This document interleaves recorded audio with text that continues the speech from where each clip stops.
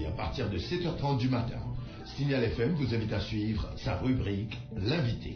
À cet espace, Lucien Girard reçoit tous les matins, durant 30 minutes, une personnalité pour remuer et analyser l'actualité en profondeur.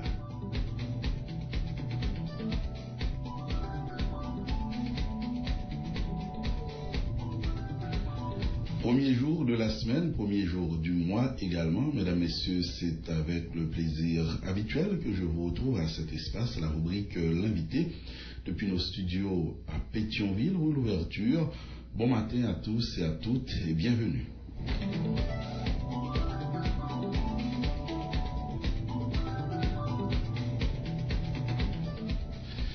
Pour interagir avec nous ce matin, M. Hans Stipinauer, que d'aucuns connaissent déjà.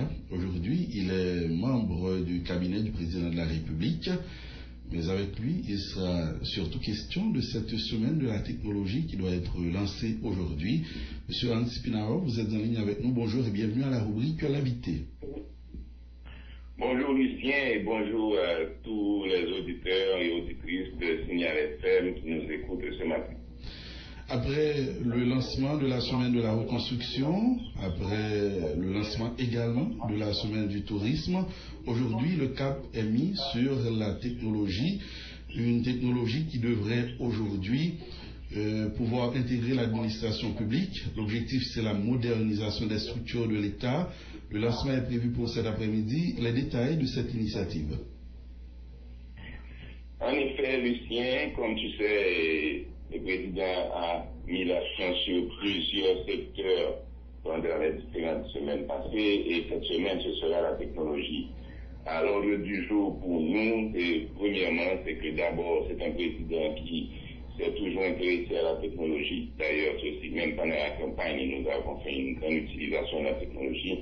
Et c'est une équipe qui a travaillé pour les questions de technologie pendant surtout après la campagne, depuis la transition, nous avons commencé à reprendre tous les dossiers qui existaient sur la technologie, produits d'abord par le groupe sur la technologie qui avait été créée par l'ex-président. Et donc, on a repris ces dossiers et on est en train aujourd'hui d'essayer de commencer à vraiment mettre en application toute une série d'applications d'ailleurs sur la modernisation de l'administration, la modernisation du cadre légal pour les technologies et surtout tout cela visant à améliorer l'environnement des affaires qui aujourd'hui bien sûr est tout à fait nécessaire pour nous si nous devons devenir plus compétitifs. Ça impliquerait également une mise à jour du personnel de l'administration publique parce que bon nombre d'entre les employés du secteur public, on le sait, n'ont pas toujours le niveau requis. À ce niveau, vous entendez intervenir également? Non, bon, notre vision, c'est certainement de recycler tous ceux qui ne sont pas en mesure d'utiliser la technologie. Cependant, ça va être une vision où au fur et à mesure, nous allons rentrer dans l'administration publique, d'abord différents outils qui vont leur permettre de mieux communiquer, ensuite d'avoir accès à toute une série de bases de données. Il y a déjà beaucoup de travail qui a été fait dans ce sens, mais l'administration publique est quand même déjà une administration publique connectée pour la plupart des bureaux. Et cependant, ce que nous essayons de faire, c'est d'aller un peu plus loin et d'avoir vraiment un outil technologique plus performant. Et pour d'aucuns, aujourd'hui, le phénomène de la corruption qui constitue un véritable cancer pour l'administration publique est lié fortement aux structures plurielles en place et qu'il faudrait moderniser. Est-ce qu'à partir de cette démarche, M. Hans Stipinauer, on pourrait voir dans ce sens des avancées? Certainement, et c'est l'un des outils que nous voulons justement utiliser pour pouvoir avoir plus de transparence au niveau de l'administration publique en général. Plus de transparence, par exemple, dans le suivi des projets, parce que l'une des premières de la plateforme électronique que nous voulons le plus vite possible mettre en opération, il y a par exemple un module de suivi des projets qui devrait nous permettre de suivre, par exemple, tous les projets exécutés aujourd'hui par la investir la commission de la reconstruction, et ceci avec c'est même un logiciel assez avancé parce que il est ce qu'on appelle géoréférencé, donc ça nous permet vraiment de savoir à tel endroit sur le territoire, tel projet est en train d'être exécuté. On peut prendre des photos qui peuvent être automatiquement montées sur le site et on peut vraiment voir l'état d'avancement du projet, connaître les différents dossiers, ce qui est en train de se faire. Donc c'est une technologie assez avancée et Haïti d'ailleurs deviendrait, si nous arrivons à mettre tout ceci en place bientôt, l'un des pays les plus avancés en matière de technologie dans le cadre même de la gouvernance électronique. Et vos derniers propos ne contrastent-ils pas de beaucoup avec les réalités de chez nous, Haïti qui pourrait être un pionnier dans la Caraïbe, alors que nous savons que les défis auxquels l'administration publique est confrontée, ils sont quand même majeurs, ces défis, car dans bon nombre de régions du pays, c'est à peine si l'État dispose d'infrastructures pour loger l'administration publique proprement dite. Et là, est-ce que ces projets ne paraissent pas quelque peu oniriques, M. Tipinao? Écoute, nous sommes à l'heure où il faut prendre des décisions. Nous ne pouvons pas continuer à prendre des décisions en fonction de ce que nous avons autour de nous, ce que nous sommes en tant que pays, mais en fonction de là où le monde va aujourd'hui. Et aujourd'hui, le monde est un monde qui va vers la technologie et c'est vrai que nous avons certaines limitations, mais cependant, Haïti n'a pas toujours été un pays limité. Nous sommes un pays qui, par exemple, nous avions été l'un des premiers pays à avoir le téléphone automatique en Haïti quand ceci avait été créé. Est-ce qu'on nous avait dit qu'il ne fallait pas avoir le téléphone automatique quand d'autres pays n'étaient pas encore là? Donc aujourd'hui, nous pouvons avancer. Nous avons les moyens d'avancer. Et d'ailleurs, ceci, justement, est un corollaire intéressant parce que ça va permettre d'avoir une influence sur les autres secteurs, les autres secteurs d'infrastructure. Et aujourd'hui, la technologie, c'est pas forcément avoir de gros appareils. Vous savez qu'on peut avoir un téléphone, un petit téléphone comme un BlackBerry, et ceci déjà est, par exemple, un outil technologique très puissant qui permet de réaliser pas mal de choses. Donc, au contraire, nous sommes en train d'utiliser des technologies pour simplifier les choses et pour pouvoir arriver à plus de résultats dans le concret.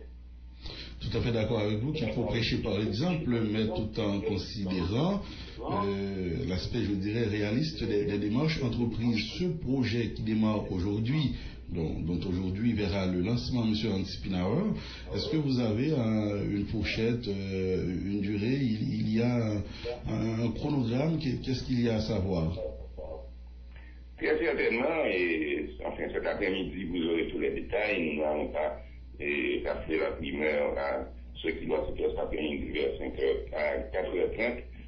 Nous attendons, et d'ailleurs tous les journalistes qui veulent venir voir le lancement de cette plateforme technologique et qui pourront entendre le président aussi, qui est quelqu'un qui croit vraiment à cette partie de la technologie qui peut vraiment l'aider à mieux administrer et à avoir un meilleur contrôle de l'administration publique.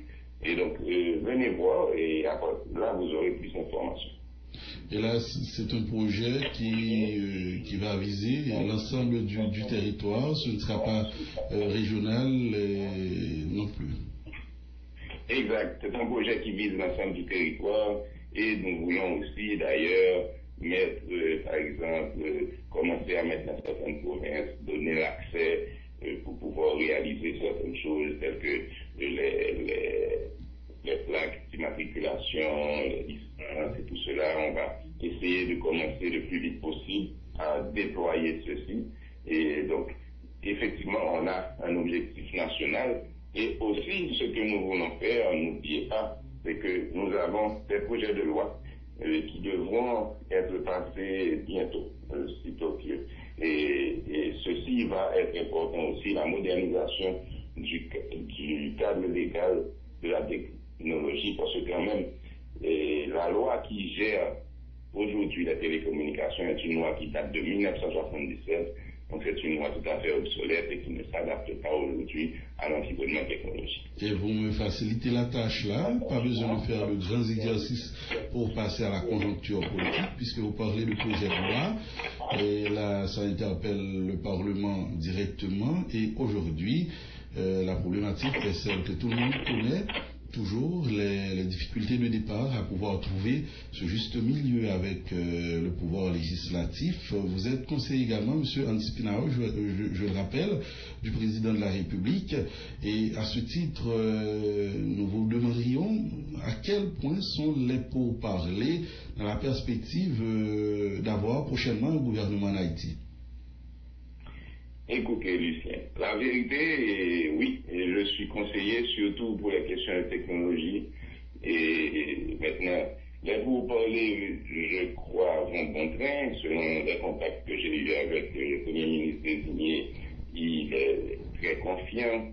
Bien sûr, c'est un processus. C'est un processus où il ne faut pas simplement partir gagnant. C'est un processus de négociation. C'est un processus où chacun a aussi, disons, ses patates au feu. Et il faut les surveiller de part et d'autre. Et pour moi, cependant, cette crise aujourd'hui n'est pas simplement une crise entre l'exécutif et le Parlement. C'est une crise qui a beaucoup de têtes. Et c'est une crise qui a aussi, où il y a énormément d'intérêts, énormément de secteurs en leur marron dans le feu, je dirais, et c'est pas facile de satisfaire tout le monde. Moi, je dis toujours qu'il n'y a pas moyen de réaliser l'omelette gouvernementale sans casser des œufs. De toutes les façons, il y aura des mécontents, des moins contents. Mais ce que j'aimerais personnellement, c'est voir bien sûr la ratification de M. Bernard Gousse, qui, je pense, est quelqu'un qui est tout à fait à la hauteur et qui peut donner des résultats.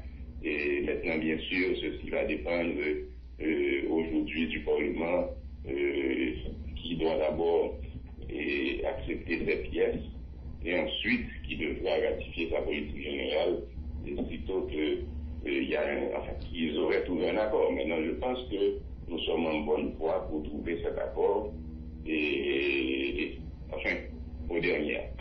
Et l'optimisme de Maître Bernard Gousse ne suscite aucun débat. L'homme y croit jusqu'au bout.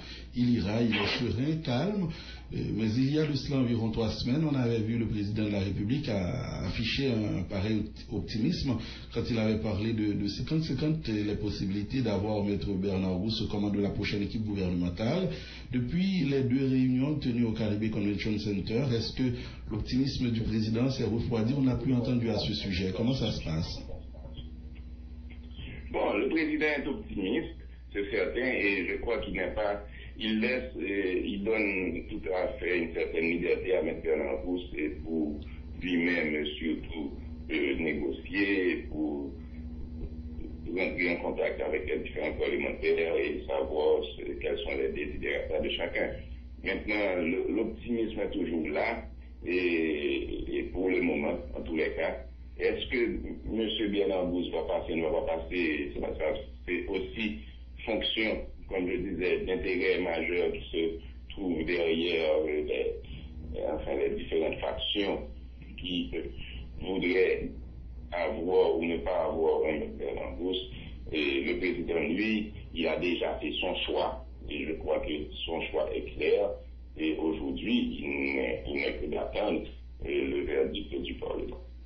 Aujourd'hui, M. Antipinauer, d'aucuns sont d'avis que l'équipe gouvernementale se retrouve comme dans un guêpier, que vous seriez pieds et mains liés, que vous n'auriez pas tout à fait le contrôle de la situation, que seul le Parlement aurait la voix au chapitre. À cela, vous répondriez quoi ce matin?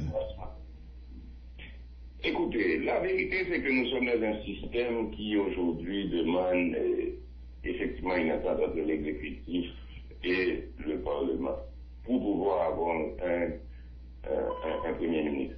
Et la façon dont moi je le vois, je vais te donner une petite parabole.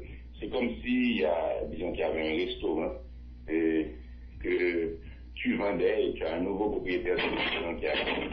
Et quand le nouveau propriétaire arrive, il trouve un four qui est plein de petites pommes-quêtes, de gâteaux qui sont au four, avec une grande commande qui était déjà exécutée. Et cette commande, il ne peut pas la retirer du four